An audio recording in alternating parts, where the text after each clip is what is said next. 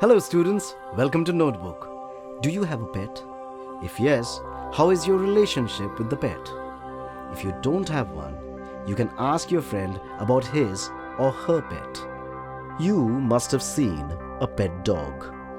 Dogs were the first animals to be domesticated or kept as pets by humans. Our ancestors understood that dogs could become intelligent and very faithful companions. The dogs which lived in and around our houses looked nothing like their ancestors, the ferocious wolves and the wild dogs.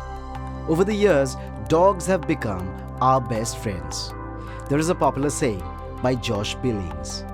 It says, "A dog is the only thing on earth that loves you more than you love yourself." The story we are going to discuss today proves that the saying is true. It is a Japanese tale written by the American writer, Orientalist and lecturer William Elliott Griffiths, who visited Japan. He contributed a lot to the school education system in Japan. Let us now start with the story. Japan was ruled by the daimyos, or powerful feudal lords, till the Meiji period. An old couple lived with their pet dog, Muko, in Japan during that time. The couple had no children, so they treated the dog like their child. Muko was also very devoted to his kind master and mistress. The old man was a farmer, and he went to work in the fields every day with his spade. Muko followed his master to the fields. He was as kind as his patient master, and he did not harm any living beings. One day, Muko wanted to tell his master something. He pawed his master and tried to attract his attention to a spot some yards away. Finally, the old man followed the dog to that spot. Muko started scratching the earth with his paws. The old man dug the earth with his spade, thinking that Muko must be looking for a piece of buried bone or a bit of fish. He was amazed when he found a heap of gold coins under the earth. Thanks to the heap of gold, the old man and his wife became rich overnight. They made good use of their wealth. They bought a new piece of land, arranged feasts for their neighbors, and shared their wealth with their poor neighbors. Their neighbors, a wicked old couple, was jealous of their good fortune. They also wished to discover a pile of gold coins and become rich overnight. So they forced Muko to come to their garden and tried to tempt him with food. Muko was afraid of the old couple. He knew that they were cruel and selfish, and they treated animals badly. He did not eat their food. The old couple did not give up so easily. They dragged Muko outside the house and took their spade with them. When Muko began to scratch the earth, they became excited and dug the spot with their spade. They found a dead kitten instead of gold under the earth.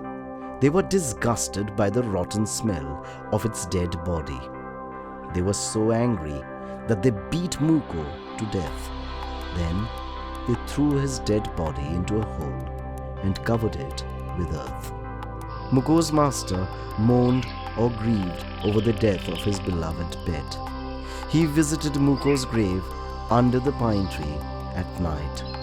He marked the ground with some bamboo tubes, put flowers, food, and water on the grave, and burnt some incense. Thus, he kept the memory of his dear dog alive. That night, Muko appeared in his master's dream.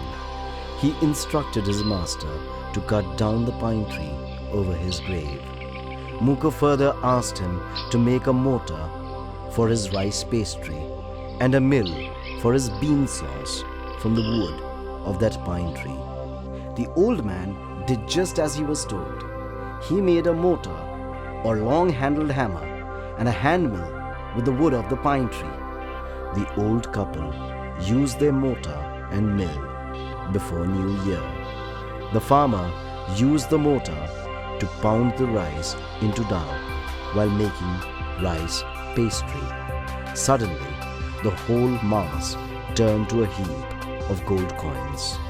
His wife next began to grind the beans in the hand mill. Instead of bean sauce, gold dropped like rain from the mill.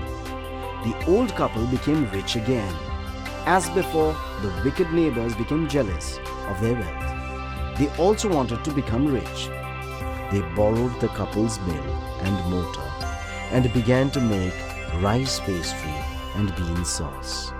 In their hands, the mortar and the mill turned the rice dough and the beans into a foul mass of worms. The couple was very angry and they chopped the mill into pieces. They used the pieces as firewood. Muko's master dreamed of Muko again. In the second dream, Muko told him how the wicked couple had burnt the mill. He asked his master to bring the ashes of the mill and to scatter them on the withered or dry trees. The trees which had withered from the cold would bloom again if he did that. The good old farmer listened to Muko's spirit. He borrowed a basket of ashes from the wicked old couple. He and his wife then sprinkled a pinch of ashes on their favorite cherry tree. At once the cherry tree filled with pink blossoms. All the villagers came to see this wonder. A cherry tree had blossomed during winter when all the trees were bare. It was a rare or unusual sight. The good farmer heard that the daimyo or the lord would be passing through their village. Everyone in the village kneeled down when the Lord's procession arrived to show their respect to the Lord. But the farmer climbed onto a withered cherry tree with his basket of ashes. He wanted to make the daimyo's visit to their village special. When he saw the daimyo's carriage or palanquin approaching, he sprinkled the ashes on the withered cherry tree.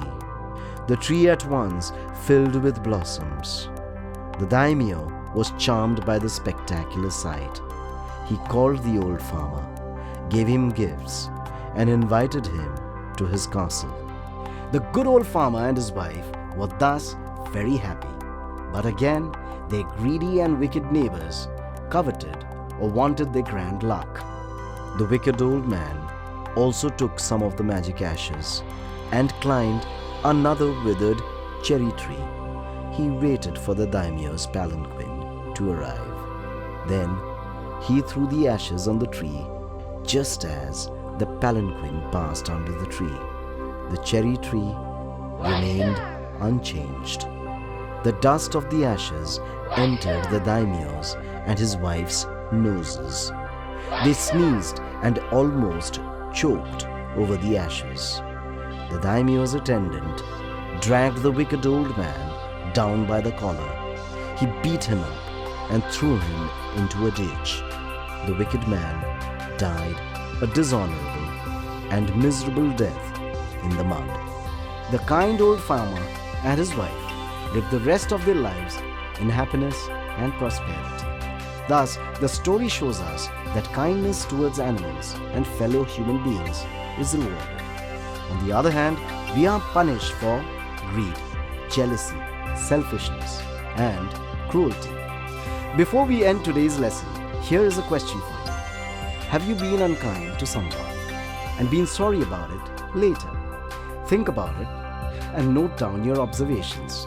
See you soon in our other videos.